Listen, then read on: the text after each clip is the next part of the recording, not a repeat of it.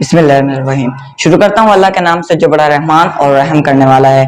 मेरे प्यारे मोहतरम सर और मेरी बहनों और मेरे भाइयों, अस्सलाम वालेकुम। मेरा नाम अब्दुल समद है और मैं 8वीं जमात में पढ़ता हूँ। और आज का जिस बात पर मुझे लब कुशाई करने का मौका मिला है वो है हुकूकुल इबाद। हुकूकुल इबाद, सबसे पहले जानेंगे कि हुकूकुल इबाद की मीनिंग क्या है। मतलब हुकूक हक की जमा है और हक का मतलब है साबित शुदा चीज और मराहत। हुकूक के दो किस्में होते हैं, हुकूकुल्लाह और हुकूकुल इबाद। हुकूकुल्लाह मतलब के वो हकूक जो अल्लाह की तरफ से इस्लाम हमें ताकीद देता है। मतलब कि जैसे इस्लाम हमें क्या ताकीद देता है कि हम नमाज पढ़ें, ज़कात दें और रोजा रखें, हज अदा करें। मतलब ये क्या है, हकूकुल्लाह है। और हकूकुल इबाद वो है जो क्या नाम है, अल्लाह ताला की तरफ से एक बंदे की तरफ से दूसरे बंदे की तरफ कहा गया है। जैसे कि हम एक दूसरे की परेशानियों को समझें, एक दूसरे की मुश्किलात में काम आए, ये है हुकूकुल इबाद। अब बात करते हैं कि किसी भी मुआशरे को खुशहाली या तरक्की दिलाने के लिए हुकूकुल्लाह के साथ हुकूकुल इबाद की भी जरूरत होती है। वो क्यों? क्योंकि हकूकुल्लाह ये जरूर नहीं है कि आप हज अदा करें या क्या नाम है ज़कात करें, रोजा रखें तो जन्नत में जाएंगे, नहीं। उसके साथ बंदों को भी, बंदों की परेशानियां दूर करनी पड़ती हैं। मिसाल जो जरूरतमंद है उनकी जरूरत पूरी करनी पड़ती है।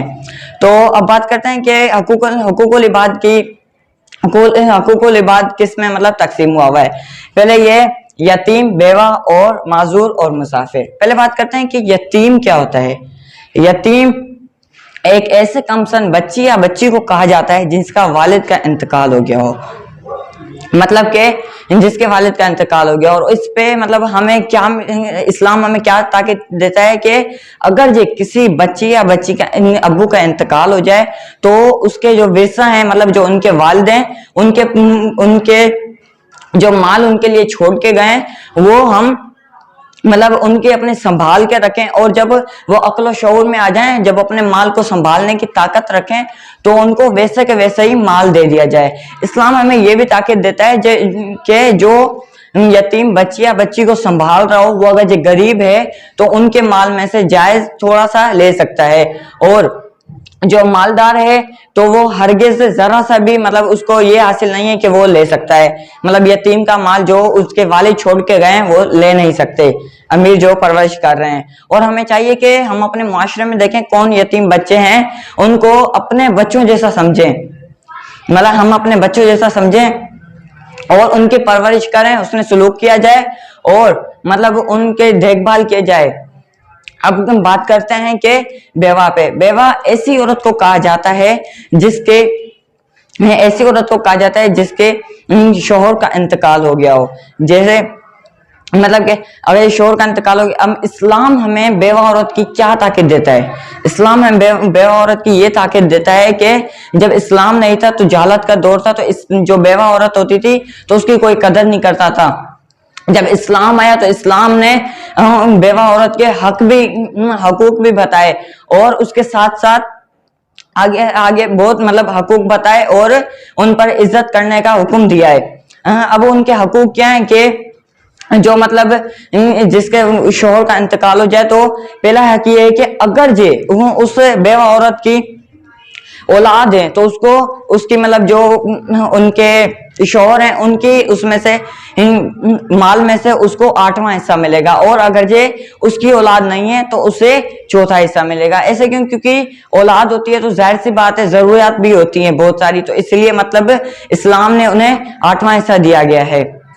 और एक बात की बात है कि एक मतलब अमीर बंदे के ख्वाब में आया कि एक बंदा है वहां उस जगह पे रहता है, मतलब जगह का नाम याद नहीं है, उस जगह पर रहता है, उसको तुम उम्रा कराओ। तो वो एक बार ख्वाब आया, उसने छोड़ दिया, इग्नोर कर दिया। दूसरी बार जब ख्वाब आया तो क्या नाम है फिर भी इग्नोर कर दिया। तीसरी बार जब आया उसने सोचा ये 3 बार लगातार ख्वाब आया है तो इसके पीछे कोई वजह होगी। किसी आलिम पे उसने जब इसकी ख्वाब की तामीर पूछी, उसने बोला ये तुम्हारे 3 बार ख्वाब आया लगातार तो तुम उस बंदे को उम्रा कराओ। तो उस बंदे को उम्रा कराने गया, तो करने के बाद उम्रा किया माशाल्लाह से बहुत अच्छे से।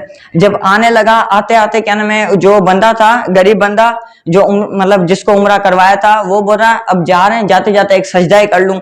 तो जब वो सजदा करने लगा तो सजदे में ही अल्लाह ने उसकी रूह अपनी कब्ज कर ली।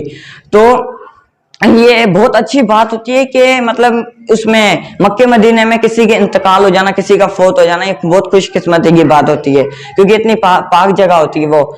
तो उन्हें ये जो अमीर बंदा था, उसकी बीवी, उनकी जो बीवी थी, उनसे पूछा कि इन्होंने ऐसा कौन सा काम किया था जो इतनी खुशकिस्मती की मतलब इनको मौत मिली है। तो उन्होंने कहा ये एक बेवा औरत थी, उनकी मतलब उनके बच्चों का ख्याल रखता था और उनके राशन मतलब उनका खाने का इंतजाम करता था।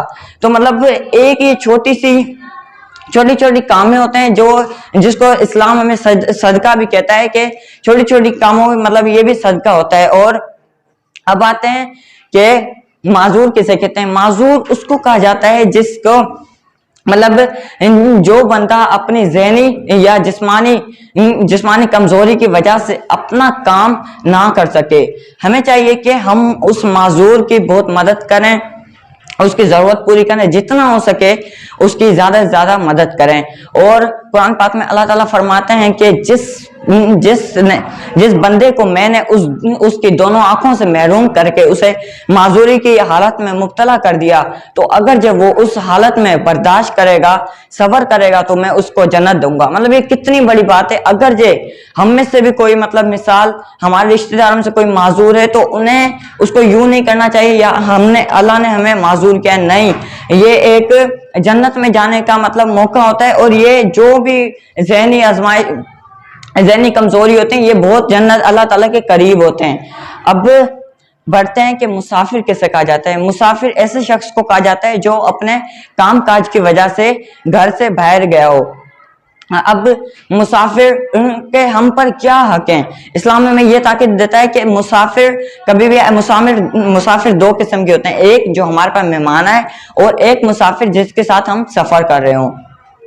जो हमारे घर मेहमान आए उसे हम उसने सलूक करें, उससे मतलब अच्छी अच्छी बातें करें और उसकी जरूरत पूरी करें। और एक होता है जिसके साथ हम सफर कर रहे हो।